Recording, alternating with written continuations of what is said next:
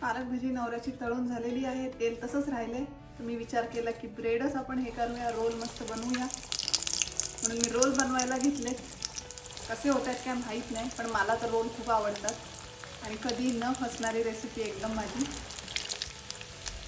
मला किती सुंदर दिसत आहे एकदम.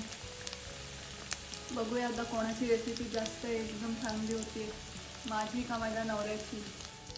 किती चांगलं जेवण बनवलं तरी माझ्या नवऱ्याला माझ्या जेवणामध्ये काही ना काहीतरी चूक काढायची एक सवय आहे, खूपच घाण.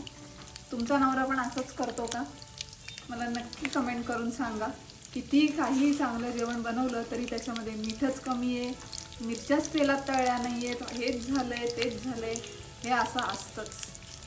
तर बघा आपले रोल तयार झालेले आहेत. मला तर खरं तर खूप छान दिसत आहेत ते, पण माझी खात्री आहे नवऱ्याला दिले की तो काही ना काहीतरी चूक काढणार आहे. पण तरी पण ते नक्की बनवून बघा. आणि जर तुम्हाला रेसिपी आवडली तर लाईक करा, कमेंट करा, शेअर करा आणि सबस्क्राईब केलं नसेल तर सबस्क्राईब पण करा.